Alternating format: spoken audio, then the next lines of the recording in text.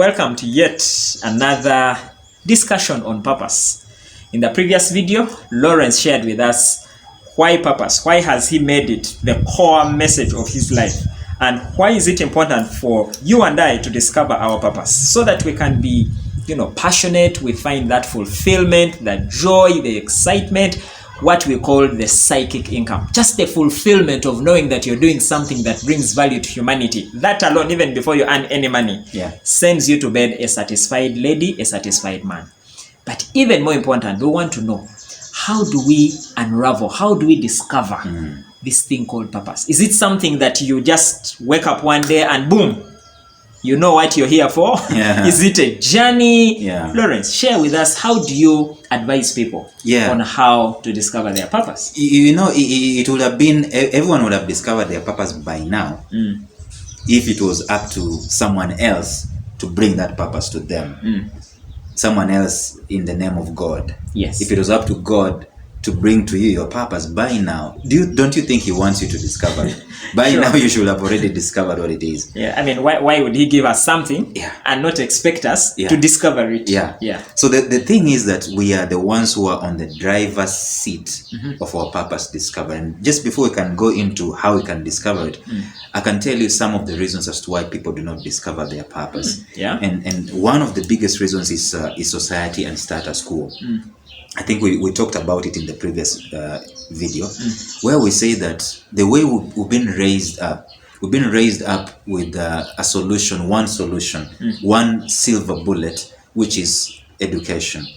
And by the way, when we talk about education, very many people think that we are bashing the education. We are not. What we are saying is that if you wake up right now and you look around, is it working?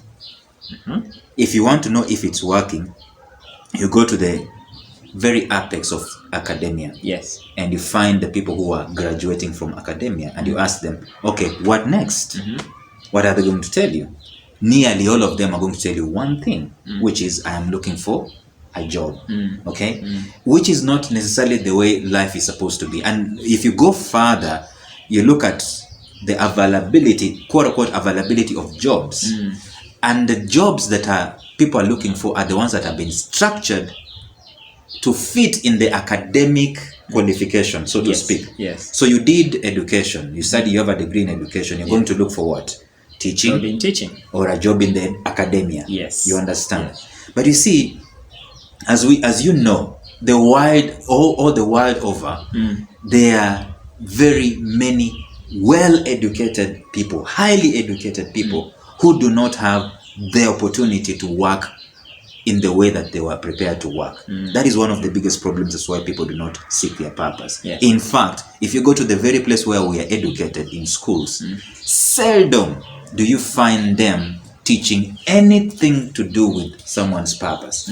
There are private schools that are rising up and they're trying to start teaching people about goals and so on, personal goals, which is okay. But you see, in school, you cannot examine purpose because it's unique. There's no marking scheme for purpose. So they will rather not teach it because no one is going to be examined out of it. So those are some of the reasons as to why it is so. It is so because that is how society has been brought up. We've been brought up to look for certainty, and the way to look for certainty is to have high academics. After high academics, you get a good job, which has its place. It served very many people over very many years, but as we speak today, there are millions of people who are not being served that way, who can be served in the way of their purpose discovery.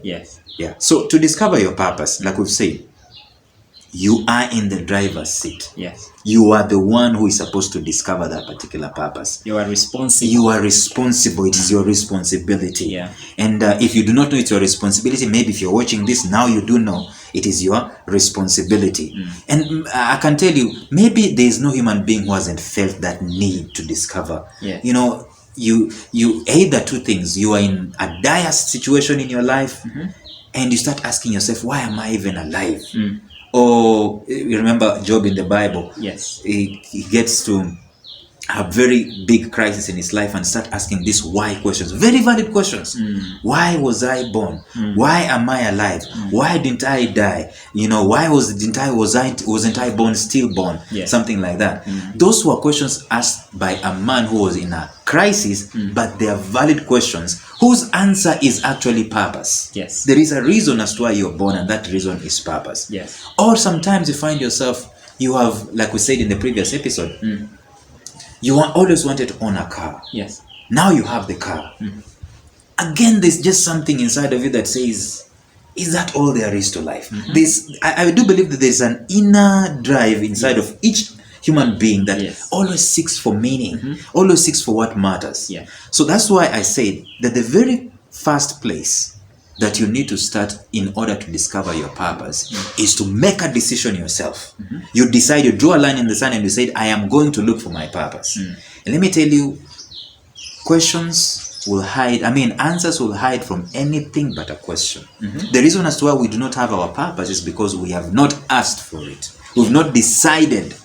We've not made a clear decision. And it's not just a decision you make on January 1st, like a New Year resolution. It is a firm decision that is fundamental in your life. And you actually go and you do, in my teaching, I normally teach people to do something specific to anchor that decision. So that's the first thing. So you have to first make up your mind. Decide, I want to know. Okay. I want to know what it is. Okay. If you don't say, I want to know what it is, probably it will stay wherever it is. Okay. You will never know. But then the second thing that you have to do is to be very curious and be on an inquest. Excuse me. Jesus Christ summarized it and said, ask and it shall be given to you. Seek and you shall find. Knock and the door shall be open to you. Anyone who seeks, they are going to find. Anyone who knocks, the door is going to be open to them. Anyone who is going to ask, it's going to be given to them. So you do this asking. And this asking, let me tell you, it is one of the beautiful things you can ever do with your purpose. Because what you're looking for is intelligence concerning two things, concerning you, who you are, your capacity, your gifts, your talents, your intelligences. And there are very many free things on the internet you can actually be able to use. There's the disc, there's the other one, the personality profile, they call it whatever type indicator. They're there. The personality tools. So personality tools. You can that is an inquest you're doing. And they're free. You go there and they tell you this is how you learn. These are the kinds of activities you should be doing in terms of work. This is how you communicate, and so on. So you go on an inquest to find out who you really are, and also to find out what your purpose is. Why are you going on an inquest? Two things. One, the capacity you have suggests the kind of purpose that you can do. If you have a capacity to speak, then it means that probably your purpose is in line with inspiring, motivating, teaching, all those things. If your capacity is with numbers, then of course it means these kinds of number crunching and accountancy and all that stuff. That is why you do an inquest. But then, after you've done an inquest, you're going to get intelligence. I normally tell people this intelligence is much more powerful than your degree because it's intelligence about you. Instead of learning about the vertebrates and invertebrates and how many ribs an elephant has, you learn how gifted you are, what your personality, that is intelligence. In military warfare, intelligence is very extremely expensive. It costs very many billions of money as compared to a helicopter, a stealth helicopter. Intelligence, because you can have the stealth helicopter, but without intelligence, how are you going to use it? So this intelligence, you use it on the third level of your purpose discovery, which is stewardship. You take the information you've gathered about you and you start practicing on it. If you knew that you are a writer, for example, what do? You force yourself to start writing. Every single day I'm going to write 1,000 words. And remember what we said earlier on, purpose is not going to pay you in 30 days. all these things I'm saying, they are taking time. It's not today and then tomorrow and then the following day. No, they are actually taking time commensurate to your hunger. How hungry are you? There's a guy who learned how to play a guitar in one day, and you know how painful it is to. Yes. It can actually rust you. But the guy was hungry, couldn't care less about how his fingers are rusting. You know, that's the thing with purpose. Yes. So the continuum of purpose discovery can take time depending on your hunger. Yes. So the stewardship part, the third part, is when you practice the intelligence. Yes. The writer writes, the speaker speaks, even if there is no audience. Yes. So we're doing what we're doing here. Yes. We keep doing this. We are stewarding our gifts. Yes. We are stewarding our talents. So is that like putting it into practice? Putting it into practice, beginning to do it even when there is particularly no audience. And it's in two ways. First of all, you build it, because there's the building of the capacity. Like now the writer, if you look at the first article I wrote, it is about one paragraph and it's very disorganized and so on and so forth, as compared to what I am writing today. So you build your capacity first, and then you start imputing that capacity into the people that probably you're called to serve. So now your articles are targeting a particular group of people. That is still stewardship. And that's how you start building clout, slowly by slowly, still under stewardship. And I think as you talk about stewardship, which we have also called practice, sometimes we get overwhelmed by this paralysis. You know, this analysis, we call it paralysis by analysis. You know, you want to start, you don't know how to start, you know you want to start, but you want things to first form, and you want to first be clear how the end will turn out. But I've also come to realize sometimes you just have to take one foot forward. When you have reached somewhere, you'll begin to figure out how you move. There are times you may not be able to see the entire journey at the start. That's how life is. People have brilliant ideas, but they never start. That's how life is. The other day I saw, can you believe it? I saw Amos Wekesa. You know Amos Wekesa? Yes. Amos Wekesa is someone who is in tourism. That is big name in tourism. That is his thing. This is October 2021. He's been in tourism over 20 plus years. Okay? And what he wrote on his Facebook page, you can go and check it out, actually 3 days ago. He says he's only begun. Wow. After 20 years? After 20 years. He's only begun. He says he's only beginning. You understand? But you see, he began. The issue in stewardship is that you will never have the first copy of your book perfect. Even article. But you begin.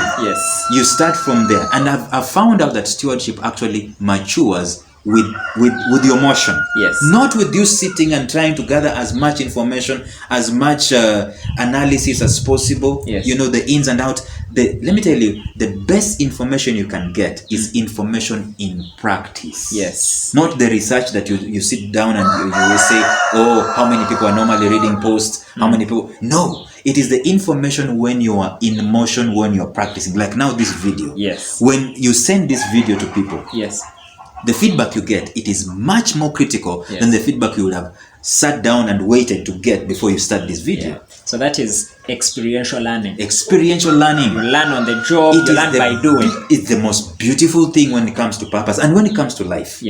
I know motivational speakers will teach us that, you know, you need to have a shortcut in learning where you learn from other people's mistakes. Okay, there is that part. There is that. But let me tell you, the best learning you can ever learn, it is when you are in motion and getting feedback as you do. Even when you do stuff that you can actually look back to 2 years later and you laugh at yourself. What was I doing? That's the thing to do. That's the thing to do. And if you're waiting for perfection, it will never come. Perfection comes by going, by doing. All right. Thank you. So we have looked at decision, which is the D. We have looked at inquest, which is take some time to discover, to ask, seek. We also said it is deep reflection, introspection. Look within, discover who you are, and we said there are tools that can guide you to arrive at that. And then S, we said steward. Begin to practice, begin to do, because what you don't use, you lose. So those are three. In the next segment, we are going to look at what are the other things we can do to be able to discover our purpose. Amazing discussion with Lawrence, a purpose coach, someone who a life coach and a purpose trainer. Guides people to discover their purpose, and I'm so delighted to have you on my channel to empower the audience on some of the things that we can do to discover our purpose. Right. In the next video, we shall be able to identify more nuggets on how to discover our purpose. Thank you for watching.